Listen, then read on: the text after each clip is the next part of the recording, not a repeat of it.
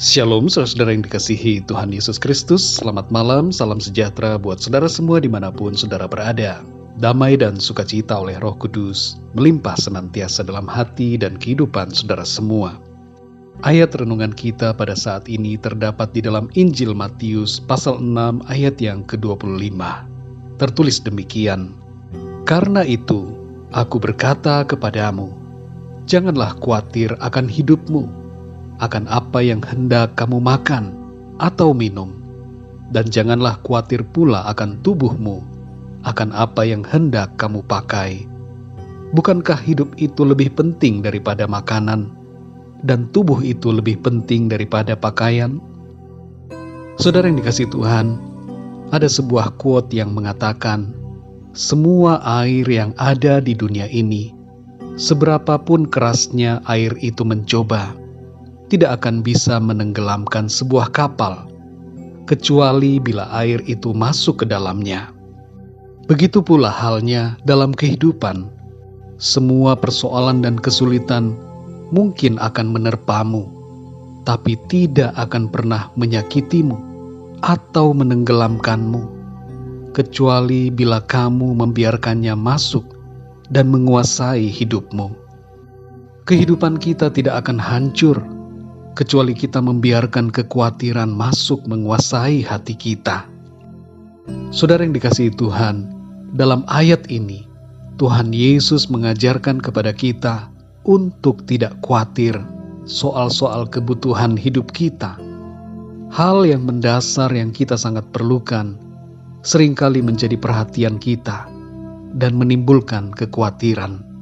Terlebih lagi di saat krisis ekonomi, di saat segala sesuatunya sulit, kita menjadi rentan dengan serangan kekhawatiran dan kecemasan.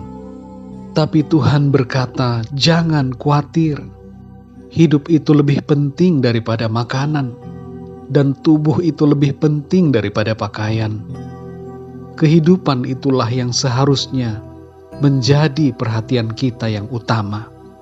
Dan tubuh kita, yaitu terutama tubuh rohani ini, yang harus menjadi fokus kita, karena itu lebih berharga.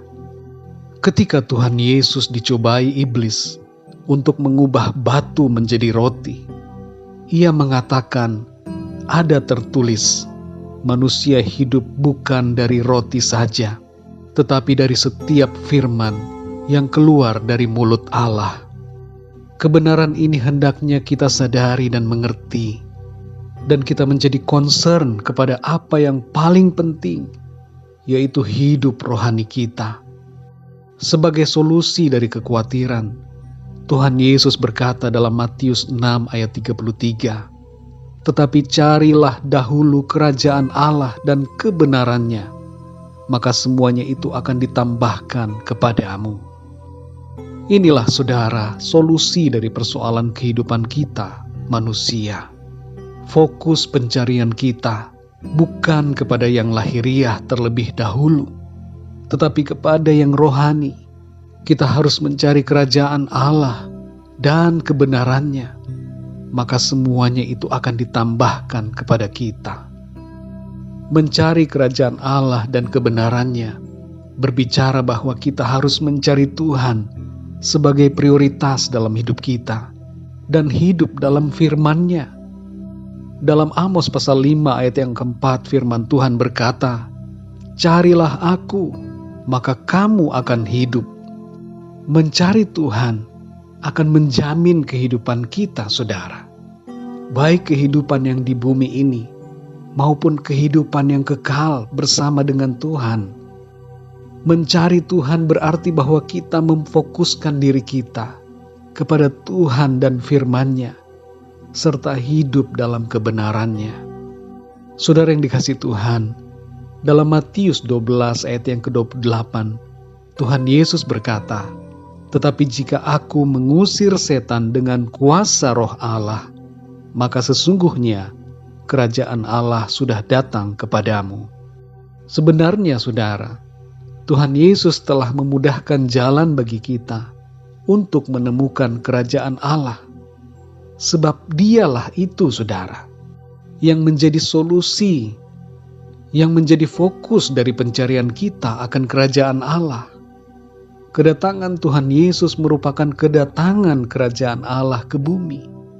Dan Tuhan Yesuslah yang harus kita cari dalam hidup ini.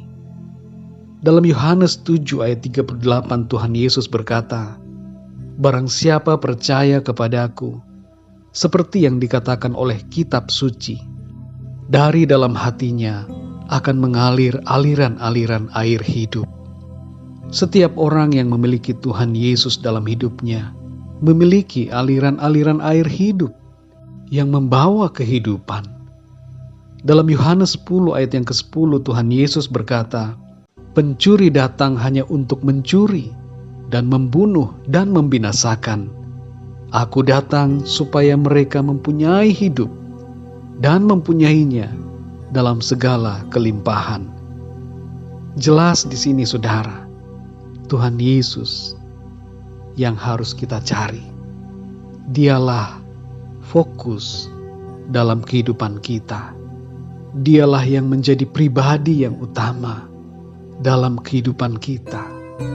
Carilah Tuhan, carilah Dia. Jadikanlah Dia Tuhan dalam hidup kita dan hiduplah dalam kebenarannya. Ketika kita menghadapi masalah dalam kehidupan ini, ketika kekhawatiran melanda, ingatlah ayat ini saudara. Carilah kerajaan Allah dan kebenarannya, maka semuanya itu akan ditambahkan kepadamu. Kenalilah Kristus lebih dalam lagi. Taati firman-Nya. Dia yang beserta dengan kita tidak akan pernah membiarkan kita.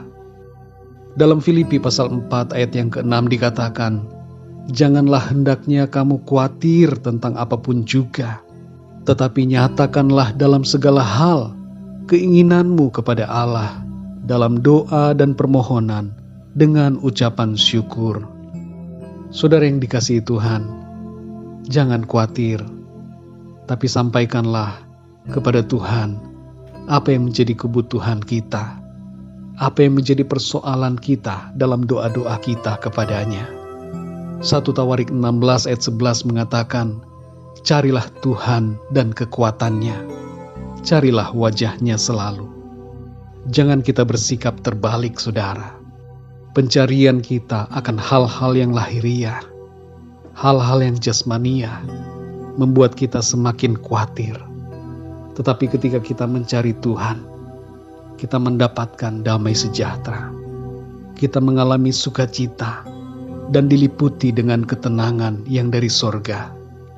Damai sejahtera Tuhan menguasai hati dan pikiran kita, dan kuasanya memenuhi hidup kita.